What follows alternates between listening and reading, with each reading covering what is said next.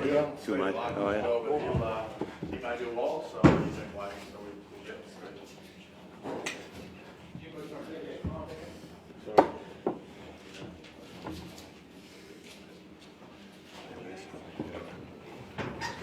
Let's just move across, mate. Just a second. Yeah.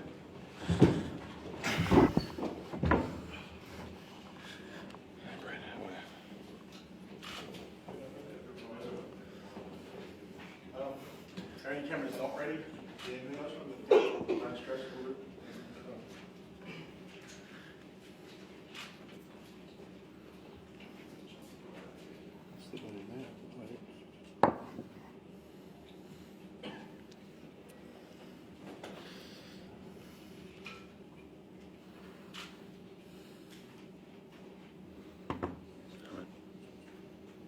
Okay, seems like we're almost there. We'll wait for your cue, Fox. Good? Alright, floor's yours. Yeah, Stephen, how the boys train this morning? Yeah, pretty good. We had a pretty light session this morning. You know, most of our preparation's done by now. This is obviously the final run, and it was good. So we're well prepared. We've had a few weeks leading up to this test, and you know we're looking forward to playing now. Heard hunters and collectors holy grail out there while you're training. Yeah. Did Bledisloe become a holy grail for this team? Yeah, I think there's always a reason for those songs. Bernie picks them usually, so you can probably ask him about that. But I think it's become more of a tradition, I suppose. We started at the World Cup, and it's always a surprise when you hear the music coming on as to what song Bernie's picked. But who knows what goes on with his in his head there when he's picking it. But yeah, I guess it's pretty relevant to tomorrow night. It's something we haven't been able to achieve for a while, and we're really going to try hard tomorrow night to make our fans proud with our performance. Does things like that fire you up, or really don't need any extra motivation for this one? Oh, look, I think listening to some of the music that some of the boys listen to, I think some of them probably haven't even heard of Hunters and Collectors. I think so. I certainly have, but that'll be on my playlist. But different players that have different songs. Steve, what's your take on being in camp for a lot longer than some of the New Zealand guys have been playing all Super Rugby? Well, I suppose it happened by circumstance. We were all out of Super Rugby, so we took the opportunity to get together as a team and to have those mini camps during the week and then go home on the weekends. And it was really beneficial. We got some good work done. You don't often get those type of training blocks in the season with so many games on. So, no, I'd like to think it was beneficial. Otherwise, we wouldn't have done it. So, both as from a team point of view and physically, I think we got a lot out of that. Obviously, pretty ferocious scrums in that World Cup final. Were you guys ready and this onslaught? Yeah, I think the set piece is always important in these test matches. Tomorrow will be the same. Steve, you were saying the other week about trying to minimise errors under pressure. They're really got to be some of the focal points. At the same time, you want to play an attacking game with the ball in hand. What kind of balance? It's a pretty fine balance, isn't it, to strike those two things?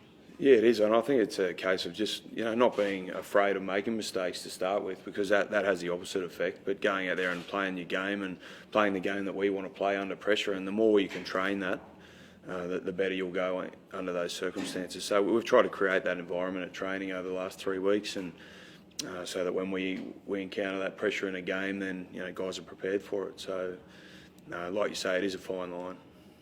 Coach was talking last week about your relationship with referees. Have you guys talked a bit about that, and are you kind of going to do something for this weekend? Oh, not specifically, no. I think the referee always goes out and does the best job he can, and likewise for us. We'll go out there and do as best we can for our teams. Do you feel like it's something you need to work on, the communication side of it? Oh, look, it's something you always assess. Any time you have dialogue with the referee, whether you're the captain or not, it's something that's constantly being reviewed, and you constantly look at your performance and how it works or doesn't work. So it's been no different. We had some time to look at that stuff, and we'll do as best we can tomorrow. Stephen, yesterday watching almost having a London defensive line-out. What is it that they do technically that makes them so good at defending on line-outs? Well, I think they just get players in the air, so they provide a real competition for the ball right across the line-out. So you have to be really accurate around our attack. That's something we've spoken about and worked on. We know that they're very good defensively, so we've prepared accordingly for that. So we know tomorrow it'll be a big challenge in that part of the game. As I just said, the set piece is always hotly contested in these big tests, and tomorrow will be the same. Are you looking forward to seeing Alan out there tomorrow? Yeah, I am actually. I played with Alan at the Brumbies, and I've seen him come through in the last few years and how hard he's worked, and he's been really impressive in the camps we've had for the last few weeks, and really deserves his chance. He's hasn't played a lot of tight head, but to come across there and do as well as he's done over the last few weeks is great to see, and he gets his opportunity to go out there now, and I'm sure his family and everyone that's had anything to do with him in his career so far will be very proud. So you had like an unscheduled meeting this morning. Was there any last minute issue you had to address before you got here? Or? No, I think that was scheduled. Oh, right. We always generally have a meeting before the captain's run, so no, I think that was part of our normal routine. Steve, obviously, always have one since 2013. How important is it to establish this venue as a fortress that they struggle to win at? Oh, look, I think you can get caught up talking about that type of stuff, and it's really, everything that's said during the week is irrelevant when you go out there and play, and we just want to go out and play well. We know we're at home and we enjoy playing here, and the crowd here is always great, but ultimately we have to go out there and play as well as we can to get a result. So that stuff is sort of here nor there, I suppose.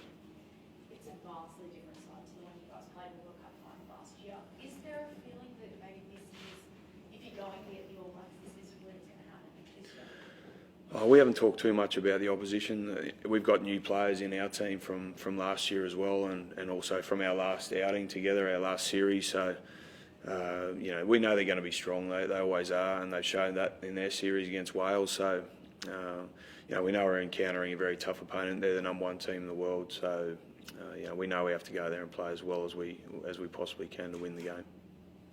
When you're throwing the ball to the line, we're not going to be Scott Farney down there listed at the start of the game. How's that going to be different? Quality line going into this game? Yeah, we've trained with those combinations and all different types of combinations in the last few weeks. So, part of that is being able to adapt to whoever's out in the field. All those guys who are playing in those positions know that they've got multiple roles they need to play. Fards, Benny McCallum, Dean Mumm, they fall into that category. So, as a thrower, you need to know all those possible scenarios for when the game happens. We'll take one more, and then we'll just have a quick break. French. All right, thanks very much. Cheers, thank you.